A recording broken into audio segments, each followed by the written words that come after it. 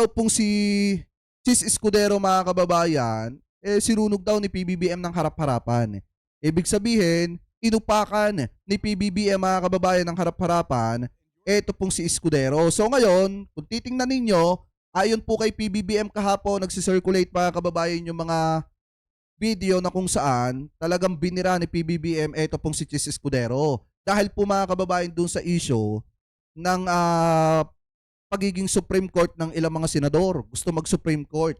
So ngayon, basahin po natin itong nilalaman ng Abante una sa balita. Sabi po dito, PBBM, sinunog ng harap-harapan si Escudero. Bakit daw? Basahin po natin. Harap-harapang bumanat si Pangulong Ferdinand Bongbong Marcos Jr. kay Senate President Chis Escudero kaugnay ng umano'y kagustuhan ng Senado na maging bahagi ng Supreme Court. Yan sabi dito sa kanyang talumpate sa ceremonial signing ng Judiciary Fiscal Autonomy Act. Noong Huwebes, Agosto 14, sinunda ni Marcos ng biro ang pagbati niya kay Escudero at sa Senado. Sabi daw dito mga kababayan ni PBBM, ito daw. Senate President Chis Escudero and the honorable members of the Senate who are apparently now applying to be included in the Supreme Court anang Pangulo dahilan para matawa ang mga audience sa Malacanang. Kasunod dito ang kanyang special mention kay Escudero. Nagkaroon lang ng autonomy, gusto niyo nang mag-Supreme Court. Paano naman? How will Chis pass his legislation? Hirit pa ni PBBM. Alam niyo po ba mga kababayan, kaya gusto nung ibang mga senador, ito pakitama na lamang po ko kung ako po ay mali. Kaya gusto nung ibang mga senador na maging bahagi ng Supreme Court kasi may pera po dyan. Lalo na at pinirmahan mga kababayan ni PBBM, etong autonomy. Etong autonomy mga kababayan, Autonomy Act, na kung saan yung mga nasa Senate po mga kababayan direkta na nilang makukuha yung kanilang mga budget. So ngayon yan po yung gustong mangyari ng ibang mga senador kasi naandyan ng pera sa Supreme Court. Pakitama na lamang po ko kung ako po ay mali. Alam nyo, konti na lang iisipin ko, etong mga senador na ito, hindi ko naman po nila lahat. Parang ang nangyayari, ang habol lang ng mga ito, pera hindi magserbisyo sa mamamayang Pilipino. Dahil kung talagang may malasakit ito sa mga kababayan Pilipino po natin, uunahin ng mga ito ang kapakanan ng taong bayan bago po yung mga pangsarili po nilang interes. So sabi pa dito, ito basahin pa natin. Ayan, sa ilalim ng Judiciary Fiscal Autonomy Act, ito po yung tinutukoy natin maaaring isumite ng SC ang orihinal na budget direkta sa Kongreso bilang attachment sa National Expenditure Program ng Department of Budget and Management mga kababayan. So ibig sabihin, magsumiti lang itong taga-Korte Suprema mga kababayan o mga taga-Korte Suprema ng kanilang request mga kababayan dito po sa DBM, magkakaroon na po sila ng budget. At yan po mga kababayan yung gustong-gusto ng ibang mga senador po dyan. So sabi pa dito, basahin pa natin, sa pamamagitan ng bagong batas, sinabi ni Marcos na otomatikong makukuha ng judiciary ang kanilang pondo. Yan po yung gusto ng mga senador na iba. Wala akong pinapangalanan kaya gustong-gusto po nilang maging bahagi ng Korte Suprema. Alam nyo, eto payo ko dun sa ibang mga senador na naghahangad na maging kabahagi ng Korte Suprema, unahin nyo muna magsilbi at maglingkod sa mga kababayang Pilipino natin bago ninyo pangarapin na pumera ng pumera o wala akong pinapatamaan. Di yung tatamaan at magre-react dyan, nasa sa inyo na po yan. Maliwanag naman na sinabi dito ni PBBM, hindi lang siguro madirekta ni Presidente, eto mga senador na ito, mga mukha kayong pera. Kita nyo naman yung sinabi dito ni PBBM. Nagkaroon lang ng autonomy, gusto nyo na maging bahagi ng Supreme Court. Ibig sabihin mga kababayan, inaprubahan lang ni Presidente yung automatic mga kababayan na pagre-request, di ba? Yung kakayanan na maging automatic makukuha ng mga judiciary. Yung kanilang pondo gusto na agad ng mga senador na maging kabahagi ng Korte Suprema. Alam nyo, hindi lang talaga madirekta ni PBBM na yung ibang mga senador mukhang pera. Siguro yung nasa isip ng Presidente, ganun na rin yun. Diba? Itong mga senador na ito, mga mukhang pera, kaya gusto ninyo maging kabahagi ng judiciary. Kasi naandya dyan yung pondo at automatiko ninyo makukuha. Diba, biruin nyo mga kababayan, yan po yung siguro pinupunto ni PBBM doon sa kanyang biro kay Senate President Chis Escudero. Kasi nga naman, paano nga naman yung trabaho nila? Paano nga naman sila makakapagpasa mga kababayan ng mga batas? Kung yung iba, gusto na agad maging kabahagi ng Korte Suprema. Sila nga mismo, nilabag nga nila mga kababayan yung yung forthwith na sinasabi. Tapos gusto pa nila magtrabaho bilang bilang parte ng Korte Suprema. 'Di ba dapat doon pa lang mga kababayan dapat doon pa lang tamaan na yung mga senador na pinatamaan ni PBBM. Sa totoo lang para sa akin hindi po biro ng presidente 'yon. Yun po ay patama ng presidente na idinaan lamang po niya sa biro. Kasi maliwanag naman yung sinabi dito ni PBBM 'Di ba? Sa kanyang talumpati sa ceremonial signing ng Judiciary Fiscal Autonomy Act noong Huwebes Agosto 14, sinunda ni Marcos ng biro ang pagbati niya kay Escudero at sa Senado. Sabi daw dito mga kababayan, anang Pangulo, dito mga kababayan yan. Ana ng Pangulo, dito daw po sa kay Escudero at saka sa mga member ng Senado who are applying now to be included in the Supreme Court, anang Pangulo dahilan para matawa mga audience sa Malacanang. Kasunod dito yung special mention daw kay Escudero. Nagkaroon lang ng autonomy, gusto nyo na agad mag-Supreme Court.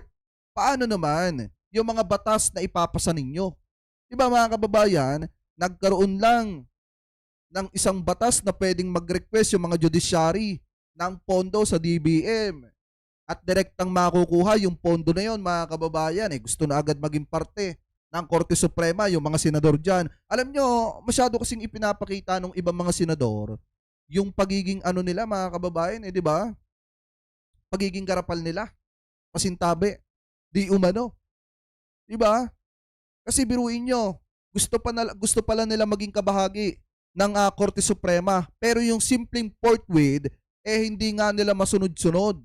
Alam nyo, ulitin ko yung sinabi ko kanina, dapat yung mga senador na yan, ang atupagin ninyo, paglingkuran ninyo ang mamamayang Pilipino.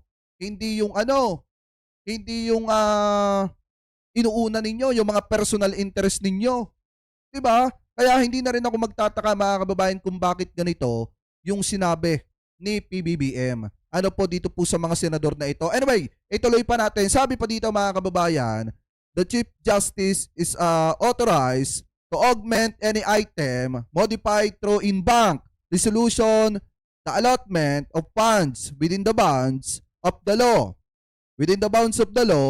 to where they are most needed, whether that goes to hiring more personnel, preparing courtrooms, or advancing their system to keep up with the times. Paliwanag ng Pangulo sa naturang batas.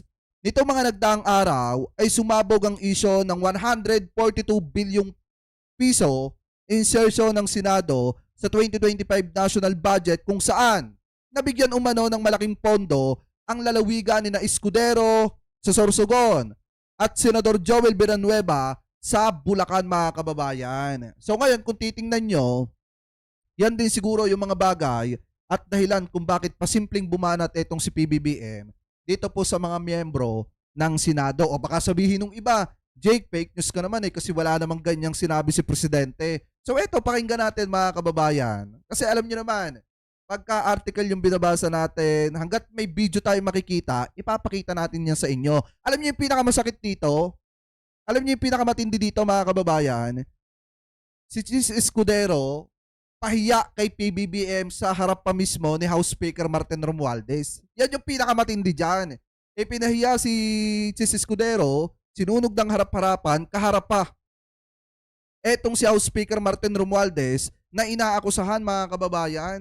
Diba alam naman natin na inaakusahan ni Escudero na meron pong demolition job laban sa kanya at yan po ay nagmumula sa Kamara na pinamumunuan ni House Speaker Martin Romualdez. So ngayon, pakinggan po natin itong sinabi mismo ng Presidente. Chief Escudero and the honorable members of the Senate who are apparently now applying to be included in the Supreme Court. Nagkaroon lang ng autonomy. Gusto niyo na mag-Supreme Court. Ano naman? How will Cheese pass his legislation? Diba? Sakit. Speaker of the House, Ferdinand Martin Romualdez, the honorable members of the House of Representatives, Senate President Cheese Escudero, and the honorable members of the Senate who are apparently now applying to be included in the Supreme Court. nagkaroon lang ng autonomy. Gusto niyo na mag-Supreme Court. Ano? O hindi lang masabi ni PBBM na kayo, nagkaroon lang kayo ng nabalitaan nyo lang na may ganitong klase ng batas na pipwedeng dumirekta at automatic makuha ng judiciary yung kanilang pondo yung gusto nyo na mag-Supreme Court, maging kabahagi ng Supreme Court, baka mukha talaga kayo pera, ay di lang masabi ni Presidenteng ganun Pero kung titingnan nyo mga kababayan, kahit biro yan, talagang para sa akin, totoo na patama yan ni PBBM sa mga senador na naghahangad na maging parte ng Korte Suprema. Kasi nga naman saglip na magtrabaho, di ba, saglip na magtrabaho para sa ikagaganda ng Pilipinas, para sa maitutulong nila sa mga kababayang Pilipino po natin, gumawa sila ng batas ng papapakinabangan ng taong bayan, inuuna pa nila yung kanilang kagustuhan na maging kabahagi ng Korte Suprema. Pero anyway, mga kababayan, gaya nga ng sabi ko kanina, ito pong sinabi ni Presidenteng ito, kahit po idinaan niya sa biro yan po mga kababayan ay may malalim na patama. At kita nyo naman, biro pa lang ng Presidente yan, sabi nga ng iba, pero sunog na agad si Cheese Escudero dyan. Kasi biruin nyo, nakakahiya yan. Diba? Kaharap pa yung ibang mga senator na naandya dyan. Ang Presidente nagsalita ng ganyan. Kung ikaw ay may pakiramdam, talagang tatamaan ka dyan. Kasi biruin nyo Presidente na yung nagsalita, at idinaan lang sa biro pero talagang may malalim na tama, ika nga, dito kay Cheese Escudero. Ang masakla pa dyan, sa harap pa mismo ni House Speaker Martin Romualdez, inupaka ni PBBM etong si Escudero. So anyway, mga kababayan, kung kayo ang tatanungin, ano po ang komento nyo dyan? Ano po ang masasabi nyo doon po sa ibang mga senador na naghahangad na maging parte ng judiciary, mga kababayan? Comment below na lamang po kung ano po ang masasabi nyo, tingil po dyan. Pero para sa akin, yung patama ni PBBM na yan, talagang patama po yan doon sa mga senador na gustong maging parte ng Korte Suprema.